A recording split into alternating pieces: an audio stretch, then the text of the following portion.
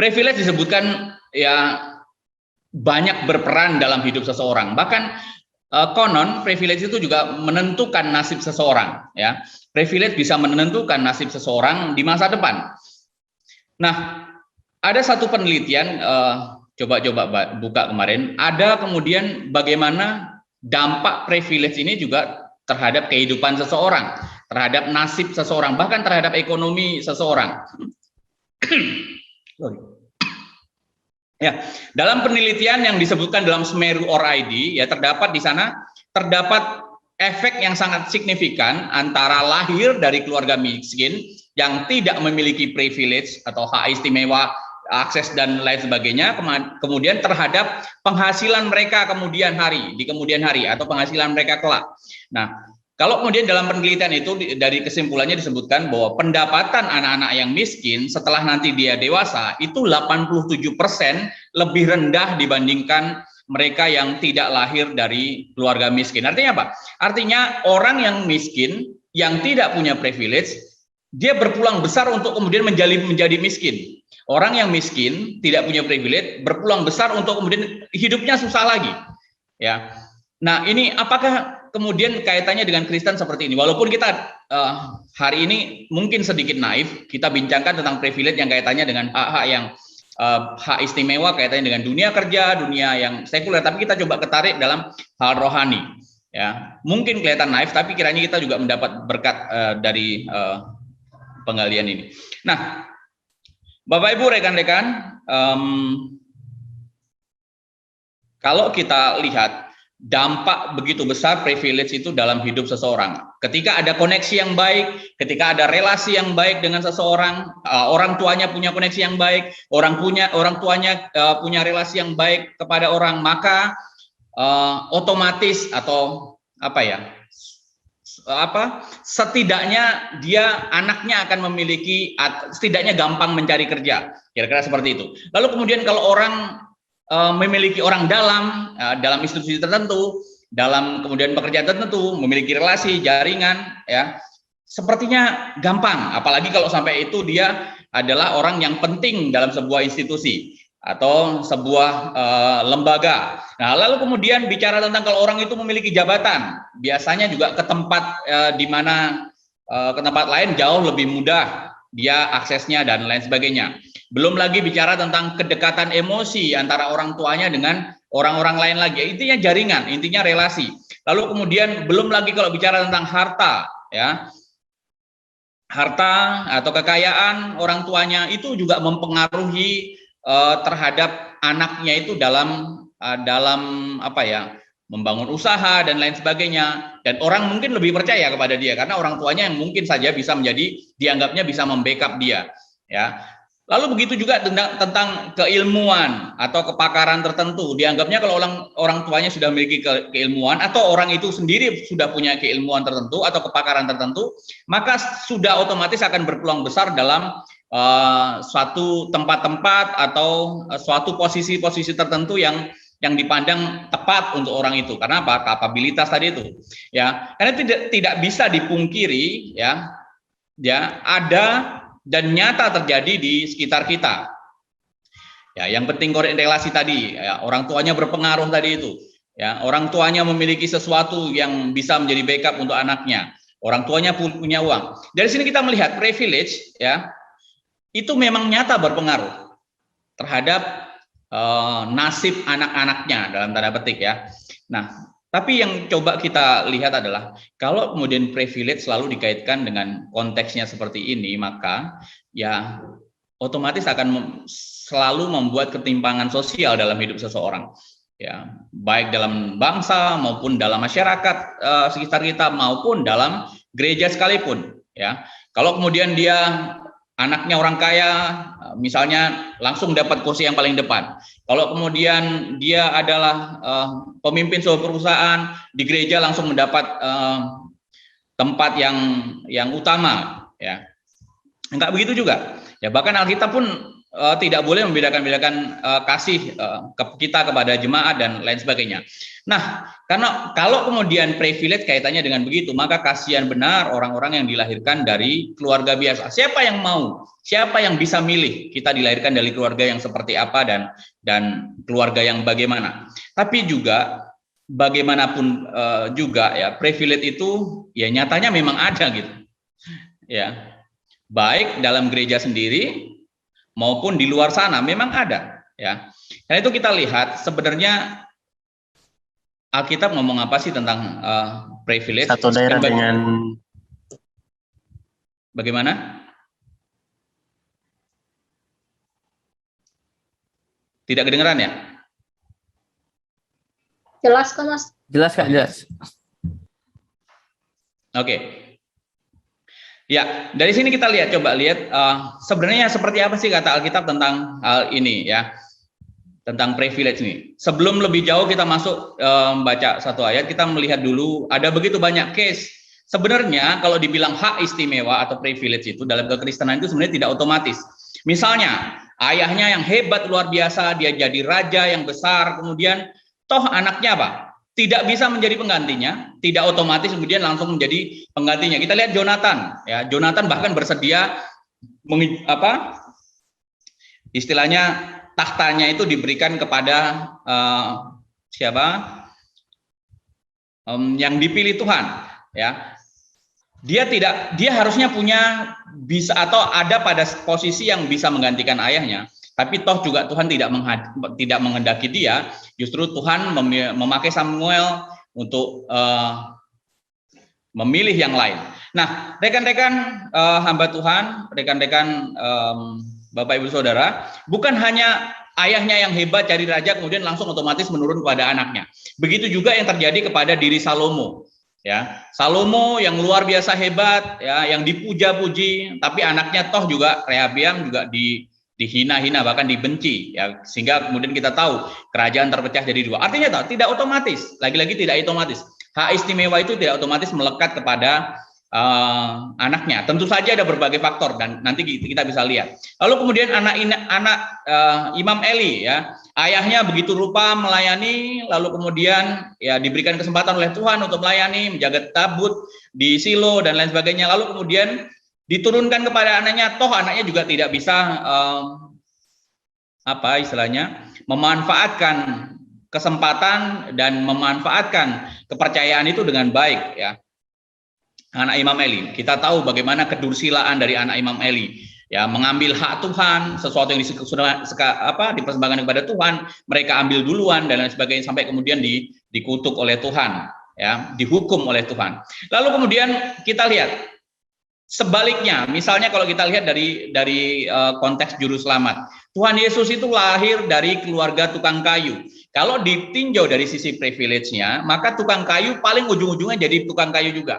Kalau kemudian tukang kayu ujung-ujungnya hanya berdampak pada lingkungan mebel sekitarnya, ya lingkungan kebutuhan rumah tangga sekitar saja. Tapi lihat, Tuhan mengizinkan juru selamat itu datang dari keluarga yang seperti ini. Artinya apa? Bukan hanya bicara tentang privilege ya, tapi memang itu sesuatu yang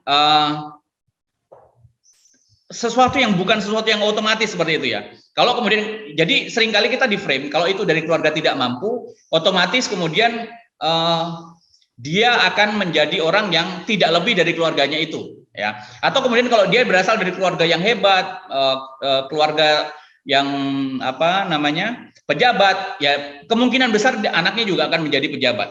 Frame kita dalam menilai seseorang, menilai sesuatu seringkali seperti itu. Begitu juga dalam menilai sesuatu dalam tokoh-tokoh kitab suci juga kita bisa seringkali ketemu dengan hal-hal yang demikian.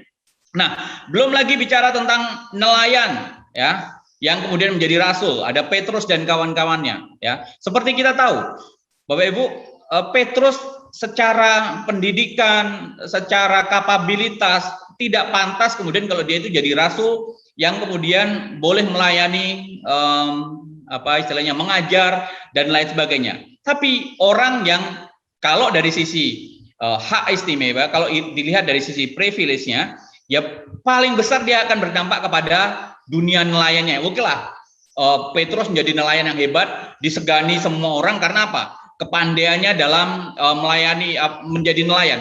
Paling ujung-ujungnya hanya titik itu. Ya, orang hanya nge-frame. Tapi lihat, Tuhan bisa memakai seseorang yang dari sisi privilege tidak memiliki sesuatu yang lebih, ya, tapi Tuhan bisa memakai. Begitu juga dalam konteks yang lebih luas, bangsa kafir, ya, seperti kita tahu, ya, bangsa kafir bahkan bukan hanya mendapat keselamatan, bahkan kemudian dipakai Tuhan juga, ya, untuk boleh masuk dalam ikatan umat Tuhan dan kemudian boleh merasakan bagaimana keselamatan Tuhan dan boleh melayani Tuhan. Ya, itu sesuatu yang besar juga yang bisa kita lihat dalam kehidupan secara khusus di Alkitab. Nah, hak istimewa atau privilege itu tidak otomatis dari area turun kepada anak, dari keluarga besar turun kepada anak sehingga anaknya itu bakal menjadi orang yang lebih hebat karena bapaknya, ya. Bisa jadi sebaliknya, ya. Bapak Ibu dikasih dalam Tuhan, hak istimewa itu tidak otomatis, ya. Kalau kita lihat dari sisi jabatan misalnya, ini konteksnya adalah Tuhan Yesus memilih para muridnya atau orang-orang yang diajak oleh Tuhan Yesus, diizinkan oleh Tuhan Yesus untuk ikut melayani bersama dia misalnya. Hak istimewa tidak otomatis dari sisi jabatan misalnya. Harusnya Tuhan Yesus itu melibatkan imam. Kenapa? Dari sisi jabatan, imam itu adalah seperti nabi. Nabi itu perwakilan Allah bagi umat, juru bicaranya Allah, sementara imam itu perwakilan umat untuk meminta ampun kepada Tuhan. Nah, dari sisi itu harusnya imam inilah yang kemudian mendapat privilege dari Tuhan, hak istimewa dari Tuhan untuk masuk dalam tim pelayanan, ya, tim rasul misalnya, tim inti pelayanan Tuhan tadi. Tapi apa? Nyatanya Tuhan justru melibatkan orang-orang awam, ya, ada ada pemungut cukai bahkan di sana, lalu kemudian ada nelayan di sana, ya, yang sesungguhnya dari sisi hak istimewa mereka nggak memiliki hak istimewa, ya, untuk bisa dilibatkan masuk di dalam pelayanan. Begitu juga soal kepakaran, ya. Dari sisi kepakaran tentu ahli kitab suci, ahli Taurat jauh lebih hebat daripada orang-orang lain, ya. Dari sisi kepakaran, ahli kitab suci, ahli Taurat harusnya orang yang pantas dilibatkan dalam pelayanan. Karena apa? Mereka memiliki pengetahuan, mereka yang meneliti kitab suci itu, mereka memiliki kepiawaian dalam berbicara dan lain-lain. Tapi lagi-lagi awam yang dilibatkan Tuhan, orang yang umum yang dilibatkan Tuhan untuk kemudian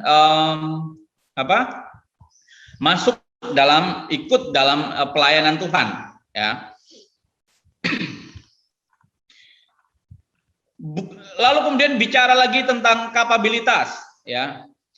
Bukan, seringkali juga kita menemukan banyak di dalam kitab suci, bahkan bukan orang pandai yang dipilih oleh Tuhan Yesus, tapi justru orang-orang bodoh yang secara akademis mereka itu orang-orang yang tidak memiliki kemampuan yang luar biasa, ya. Kebodohan yang kemudian dipakai Allah untuk mempermalukan hikmat dunia, ya. Banyak hal seperti itu, tapi bukan berarti kemudian akademis tidak perlu, tentu saja perlu. Tapi Tuhan yang seperti saya lihat, kalau kemudian dari sisi hak istimewa, maka orang yang capable, orang yang memiliki kapabilitas, itulah yang dipilih Tuhan. Tapi kenapa Tuhan justru memakai orang yang bodoh dalam konteks kalau dibandingkan dengan orang yang punya kapabilitas tadi itu? Nah, ini sesuatu yang kalau kita lihat, hak istimewa itu tidak otomatis kepada orang yang memiliki jabatan, memiliki kepakaran, memiliki kapabilitas, baik dari sisi orang tuanya maupun dia sendiri, ya. Belum lagi bicara tentang kekerabatan, tidak otomatis kalau kamu saudaraku lalu kemudian kamu bisa kulibatkan dalam pelayanan. Nah, Tuhan Yesus begitu juga waktu kemudian ibunya Yakobus dan Yohanes meminta posisi bagi anak-anaknya, tidak otomatis diberikan, walaupun apa yang dia minta itu digenapi dalam kematian kedua orang itu, ya. Nah, Bapak Ibu, rekan-rekan, saudara-saudara kasih dalam Tuhan, hak istimewa dalam kekristenan dari beberapa konteks yang tadi kita lihat sebenarnya tidak otomatis kemudian dimiliki oleh seseorang, tapi sangat bergantung kepada kehendak Tuhan, sangat bergantung pada anugerah dan kesempatan yang Tuhan berikan kepada orang itu. Nah, karena itu kalau kemudian Tuhan mau melibatkan kita, Tuhan mau membuka diri kita, memberikan pelayanan kepada kita, maka sambut itu baik-baik. Ya, karena apa? Tidak semua orang diberikan kesempatan yang sama seperti itu. Ya. Nah, kita akan lihat lebih lanjut lagi. Saya akan mengajak kita membuka dalam 1 Petrus 2 ayat 9 sampai 10. Saya akan bacakannya, Bapak Ibu, rekan, saudara boleh menyimaknya. Tetapi kamulah bangsa yang terpilih, imamat yang rajani, bangsa yang kudus, umat kepunyaan Allah sendiri. Supaya kamu memberitakan perbuatan-perbuatan yang besar dari Dia, yang telah memanggil kamu keluar dari kegelapan kepada terangnya yang ajaib. Kamu yang dahulu bukan umat Allah, tetapi yang sekarang telah menjadi umatnya, yang dahulu tidak dikasihani, tetapi yang sekarang telah beroleh kasihan. Ya, 1 Petrus 2 ayat 9. Bapak Ibu terkasih, bicara tentang hak istimewa dalam kekristenan itu memang sangat luas pokok pembicaranya. Kalau Bapak Ibu membuka misalnya buku-buku seperti konkordansi, buku-buku seperti kitab suci yang jalinan kitab suci seperti itu, ya, referensi kitab suci, referensi ayat, ada begitu banyak. Kalau kemudian kita ketik misalnya hak istimewa orang percaya atau hak istimewa orang pilihan, itu ada begitu banyak. Tapi kita tidak membahas secara luas, kita hanya menyinggung terkait hak istimewa bangsa pilihan yang kaitannya dengan kesempatan yang Tuhan berikan kepada mereka. Ya, salah satu hak istimewa yang besar yang Tuhan berikan kepada orang percaya adalah ya keselamatan itu sendiri, dan sekaligus bagaimana orang itu memiliki karya untuk menghidupi keselamatan itu. Bapak Ibu saudara yang kasih dalam Tuhan, ya, kalau kita perhatikan ayat yang tadi, ada beberapa bentuk identitas yang disampaikan. Ada bangsa terpilih, ya, ada imamat yang rajani, ada bangsa yang kudus, umat kepunyaan Allah sendiri. Itu semua adalah gelar-gelar yang sebenarnya adalah melekat pada diri orang-orang Yahudi. Dan kalau kita lihat ada banyak ayat-ayat dalam Perjanjian Lama, ya karena memang itu pernah disampaikan di sana. Nah, merujuk kepada satu kelompok umat pilihan Tuhan, yaitu orang Yahudi sendiri. Ya, ini adalah identitas istimewa dari orang Yahudi. Karena itu, kalau kemudian di sini disinggung tentang hal demikian, sebenarnya hak istimewa itu bukan diberikan secara sembarang. Dengan adanya hak istimewa itu menandaskan atau menegaskan bahwa orang Ibrani atau orang Yahudi itu dipilih untuk melayani Tuhan, untuk masuk dalam pelayanan sebagai bangsa terpilih. Mereka dipilih untuk menjadi berkat dengan membawa pengenalan kepada Allah yang benar itu kepada dunia, ya, sebagai imam yang rajani tadi itu. Lalu kemudian mereka itu dipanggil juga secara unik, ya, secara istimewa, ya, untuk menjadi kudus supaya bisa memancarkan kekudusan Tuhan dalam hidup mereka. Nah, lalu juga kemudian kalau kemudian kita lihat umat kepunyaan Allah sendiri, ini juga menegaskan bahwa mereka itu memiliki mandat misi di dalam dunia ini untuk menjadi sumber berkat bagi banyak bangsa. Dan ada dua sisi. Pertama sentripetal dan kemudian sentrifugal. Sentripetal itu menarik orang ke dalam, ya, untuk mengenal Allah yang benar itu. Kemudian sentrifugal itu keluar, ya, bagaimana mereka bisa keluar dan bisa orang melihat dan menjadi dampak bagi banyak orang. Itulah panggilan dari gelar-gelar yang disampaikan di bagian ini. Nah, kalau kita lihat orang Yahudi itu begitu memandang itu sebagai hak yang sangat istimewa bagi mereka, ya. Karena itu dalam tafsiran Petrus menyebutkan kalau kemudian mereka itu seringkali nyidir kepada orang-orang non-Yahudi atau kepada orang Yahudi lain, kalau kemudian kalian tunduk kepada Injil yang dibawa Yesus, yang dibawa Kristus itu, maka sebenarnya kalian sedang melepaskan diri dari ikatan umat pilihan, dan dengan demikian akan kehilangan semua hak istimewa seperti disebutkan tadi itu. Bangsa terpilih, umat yang rajani, bangsa yang kudus, umat kepunyaan Allah sendiri. Tapi menariknya,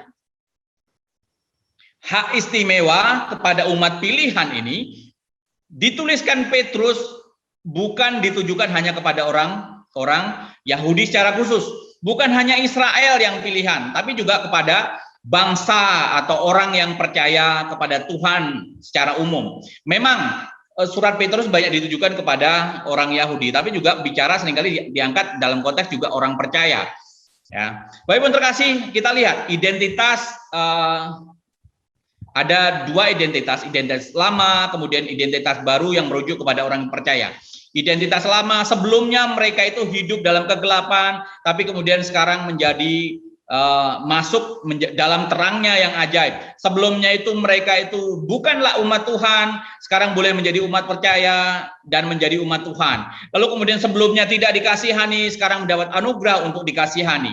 Lalu kemudian mereka mendapat identitas baru. Jadi orang percaya yang tidak saja orang Yahudi itu mendapat identitas baru sama persis seperti orang Yahudi. Identitas baru seperti apa?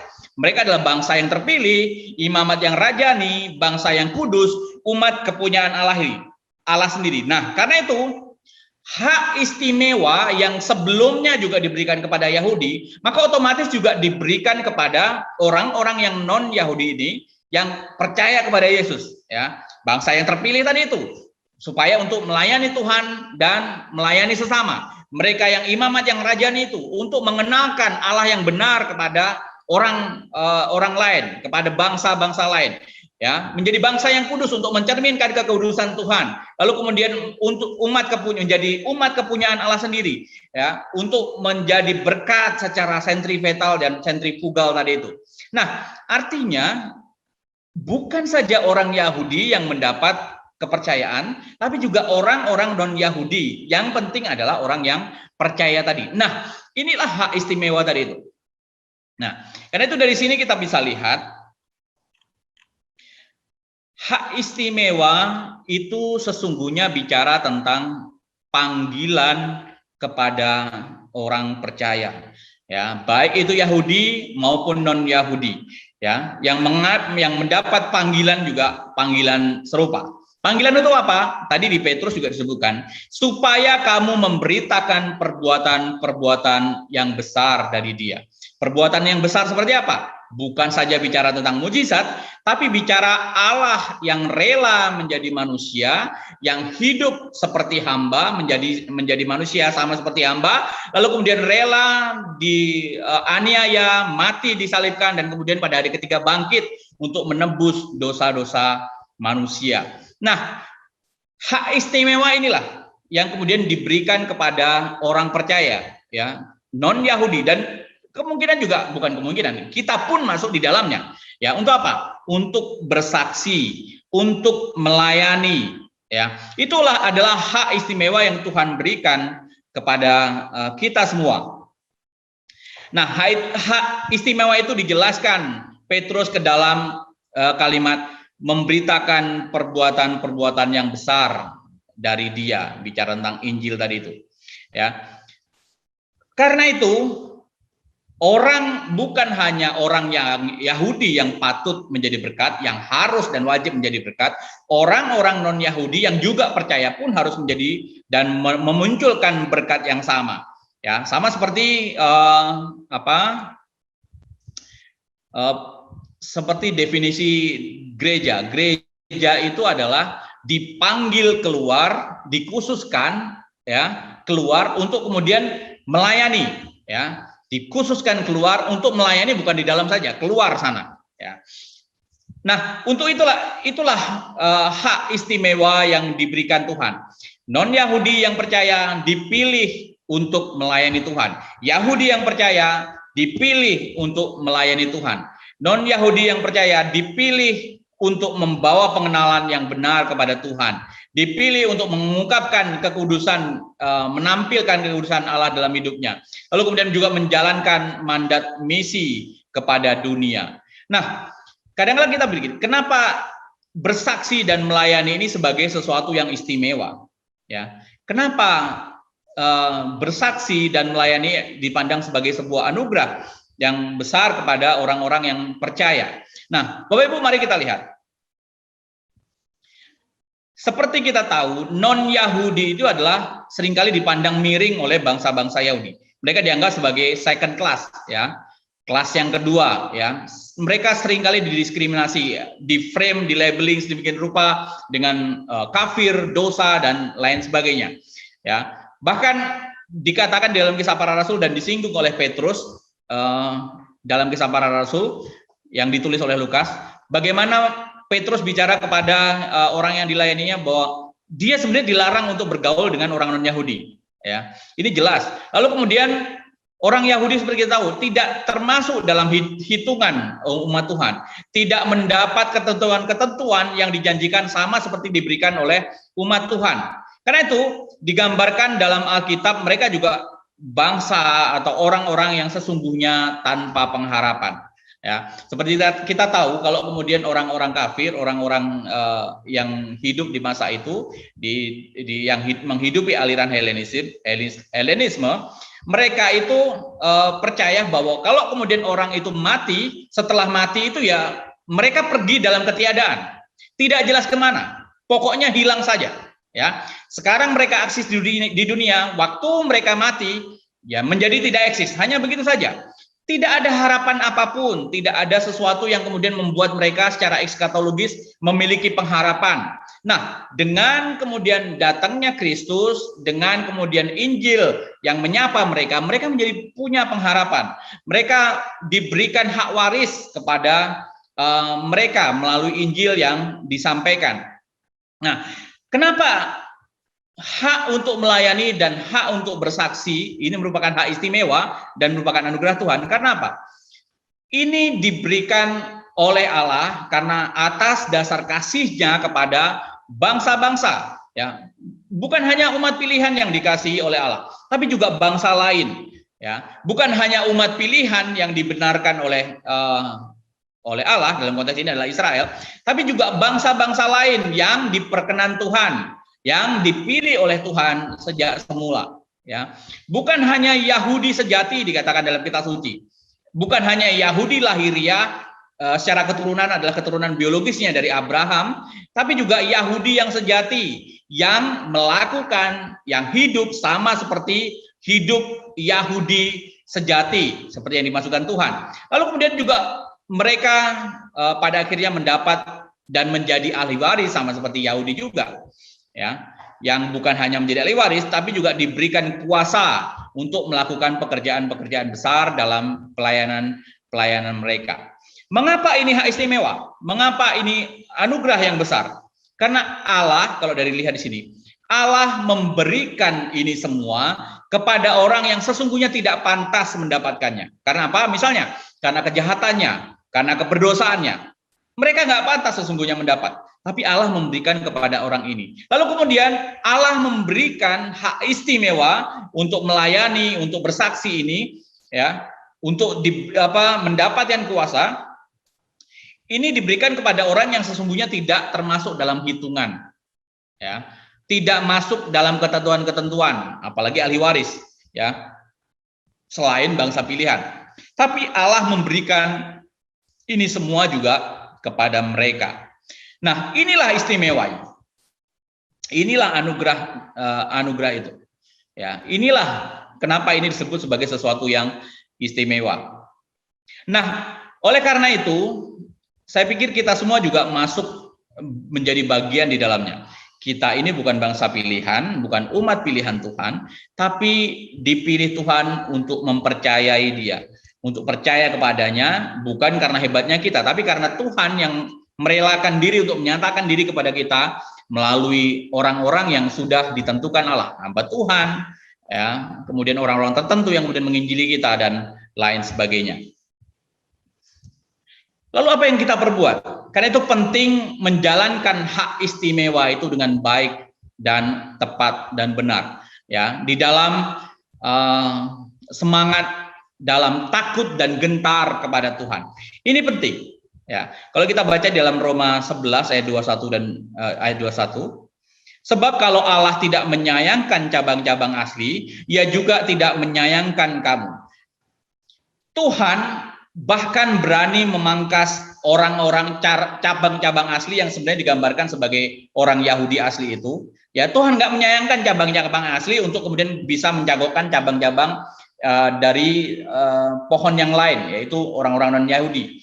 Nah, kalau kemudian Tuhan tidak menyayangkan cabang-cabang yang asli, apalagi kita, apalagi orang-orang non-Yahudi yang lainnya. Karena itu penting menjalankan hak istimewa ini, menghidupi hak istimewa ini di dalam penuh kegentaran, ya, penuh ketakutan kepada Tuhan, tidak sembarang. Kalau Tuhan, sama seperti gambaran ini, kalau misalnya dalam satu keluarga, bapak itu tidak segan-segan memukul anaknya sendiri, apalagi kalau kemudian itu anak yang mohon maaf, anak pungut.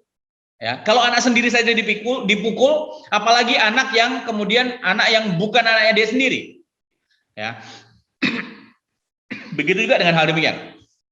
Lalu kita melakukan itu semua juga di dalam semangat sadar penuh kepada posisi kita. Posisi apa? Posisi kita ini carangan, ya. Posisi kita itu tempelan, ya, bukan masuk kepada cabang. Kita ini bukan cabang asli. Nah, dengan demikian kita tidak perlu kemudian jumawa, tidak perlu ponga, oh, gue lebih hebat daripada Israel. Ya, tentu saja tidak dalam konteks demikian, tapi tetap di dalam koridor takut akan Tuhan dan respek dan hormat kepada carang yang asli, cabang yang asli kepada umat pilihan tadi itu. Nah, selanjutnya Bapak Ibu yang terkasih, tentu kita melakukan semuanya itu di dalam kehormatan kepada Tuhan, sikap yang hormat kepada Tuhan. Ya, sembari mengingat apa? Anugerah Tuhan tadi itu. Ya, kita ini nggak layak tapi dilayakkan. Ya. Nah, tidak itu saja, yang penting menjadi bagian dari sikap kita adalah bagaimana kita mengerti betul bahwa apa yang dilakukan itu adalah bagian dari pengabdian hidup dan aktualisasi pelayanan kita. Ya, kenapa? Pengabdian dan melayani, bersaksi dan melayani tadi itu bagian sebuah kehormatan yang diberikan kepada kita orang yang tidak layak, dan Paulus banyak sekali menyinggung hal demikian. Ya, dirinya nggak layak, ya, bahkan kalau dibandingkan para rasul dirinya ada paling jahat karena menganiaya orang Kristen dan lain sebagainya. Ya, tapi dirinya diizinkan Tuhan, dijamah Tuhan, kemudian karena Injil kemudian dia bisa memberitakan Injil kepada orang lain. Nah, karena itu penting menyemangati diri dalam apa yang kita lakukan itu sebagai sebuah pengabdian hidup kita dan pelayanan kita. Penting juga melakukannya dengan penuh sukacita. Ya, karena apa? Ya, pelayanan itu adalah anugerah Tuhan tadi itu. Pelayanan adalah anugerah hak istimewa kepada kita yang sesungguhnya kita tidak diberikan kesempatan untuk itu. Ya. Kita mengasihi karena Allah lebih dahulu mengasihi kita. Kita melakukan sesuatu, ya, kita menginjili, kita bersaksi karena Allah terlebih dahulu menyatakan dirinya kepada kita. Kita menyatakan kasih Tuhan kepada orang, kepada sesama, ya, kepada jiwa-jiwa, karena Allah sudah terlebih dahulu mengasihi jiwa kita. Nah, karena itu kita membagikan hal itu kepada mereka dan mereka boleh merasakan kasih Tuhan melalui berita yang kita sampaikan, ya, baik secara proklamatif maupun secara kehadiran kita, presensi kita di sekitar mereka. Nah, begitu juga sebenarnya bagian ini, baik itu bersaksi maupun melayani, sebenarnya bukan hanya dalam lingkup yang bicara tentang melulu soal kerohanian, melulu soal Injil, tapi juga dalam seluruh aspek hidup kita. Ya, karena itu bicara melayani, bicara bersaksi itu ada juga dalam konteks apa? Dalam konteks pekerjaan kita. Ya, karena kita menghidupi pekerjaan kita itu sebagai pelayanan kita. Ya, kalau kita baca dari Kolose 3 ayat 17 bahwa apapun yang kamu lakukan dalam perkataan ataupun perbuatan, lakukan semua itu dalam nama Tuhan Yesus sambil mengucap syukur kepada Allah Bapa melalui Dia. Nah, kita melakukan sebuah pekerjaan, kita menghidupi itu di dalam terang semangat bahwa ini adalah pelayanan kita. Kenapa? Kita wajib dan harus dan kudu melakukan sesuatu itu ya di dalam nama Tuhan, dalam penyertaan Tuhan, dengan membawa Tuhan di sana. Kalau kita melakukan sesuatu dengan membawa nama Tuhan, maka kita membawa sesuatu, meletakkan Tuhan itu pada posisi yang menaungi kita, pada posisi yang kemudian menguasai kita, pada posisi yang kita harapkan akan menolong kita melakukan sesuatu itu dengan baik. Nah, waktu kemudian bicara tentang pekerjaan sebagai pelayanan kita mengerti bahwa kita melakukan itu bagi dan untuk kemuliaan nama Tuhan. Kenapa? Kita mengawalinya bersama Tuhan. Nah, pekerjaan juga sebagai bentuk ibadah kita. Ya, tadi kalau kemudian mengawali semua dalam nama Tuhan, tapi juga di dalam ayat 23 bicara tentang bahwa segala sesuatu yang dilakukan itu dilakukan seperti untuk Tuhan. Jadi kalau dilakukan seperti itu Tuhan, bukan sesuatu yang asal-asalan, asal jadi, asal selesai. Tidak begitu.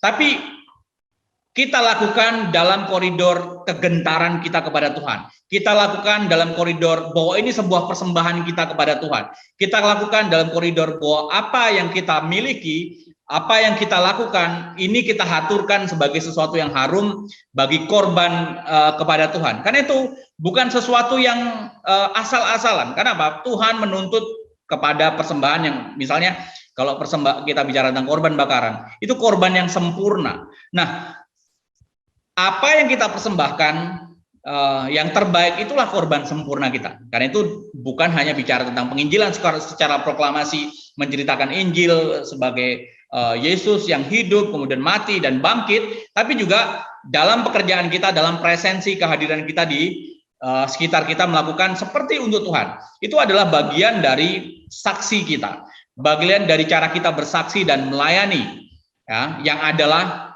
hak istimewa yang Tuhan berikan kepada kita. Lalu kemudian pekerjaan sebagai alat untuk menjalankan amanat agung penginjilan, ya. Tadi dimulai dengan Tuhan, dilakukan seperti untuk Tuhan, dan melakukan dalam pemikiran bahwa kita ini sedang menjalankan amanat yang besar kepada Tuhan, amanat besar dari Tuhan. Amanat apa? Amanat penginjilan. Kalau kemudian kita menjadi batu sandungan, maka kita presensi atau hidup kita sudah menjadi ganjalan buat orang percaya kepada Tuhan. Kalau kemudian kita melakukan sesuatu yang keliru, maka membuat orang, kok orang Kristen seperti itu ya? Kok orang Kristen itu begini ya? Karena orang memiliki value tersendiri terkait kita orang Kristen. Waktu kemudian kita terganjal sesuatu, itu bisa berdampak buruk terhadap diri orang, cara orang memandang kita, dan tentu saja terhadap bagaimana kita menampilkan kekudusan Tuhan di mata orang lain. Sama seperti panggilan Ibrani panggilan Tuhan kepada orang-orang Yahudi dan kemudian diberikan kepada orang-orang non-Yahudi tadi itu juga. Nah, Bapak Ibu yang terkasih dalam Tuhan, inilah yang menurut saya adalah sebuah hak istimewa yang diberikan Tuhan kepada kita. Karena itu penting kita mengerti dan penting kita hidupi. Kenapa? Hak istimewa itu tidak otomatis. Kalau bapak kita pendeta, maka kita otomatis akan menjadi pendeta. Kalau bapak kita pendeta, maka anak kita nanti otomatis menjadi orang yang gampang dalam melayani. Tidak juga. Ya. Tuhan berkenan kepada siapa dia berkenan. Tuhan memakai kepada siapa orang berkenan. Ya, ada banyak faktor seringkali. Bukan hanya bicara sebuah kesempatan dan perkenanan Tuhan, tapi juga Tuhan melihat sikap hidup orang percaya. Dan ini lagi-lagi proses yang tidak mungkin langsung bersifat instan, karena perlu batu ujian dari sisi waktu maupun dari sisi kesungguhan kita. Ya, inilah yang tidak mudah. Karena itu kalau kemudian pelayanan bersaksi itu bukan privilege, itu bukan sesuatu yang otomatis, maka waktu kemudian Tuhan mempercayakan hak istimewa kepada kita, maka manfaatkan betul hak istimewa itu sebaik-baik mungkin. Dan tadi kita sudah ditunjukkan melalui pekerjaan kita, jadikan itu sebagai sebuah pelayanan. Bagian dari ibadah kita pun menjadi bagian bagi sarana untuk menjalankan amanat penginjilan. Ya, Lagi-lagi tidak mudah, tapi kiranya Tuhan memberikan kekuatan kepada kita untuk boleh menghidupi setiap hak istimewa yang Tuhan percayakan kepada kita.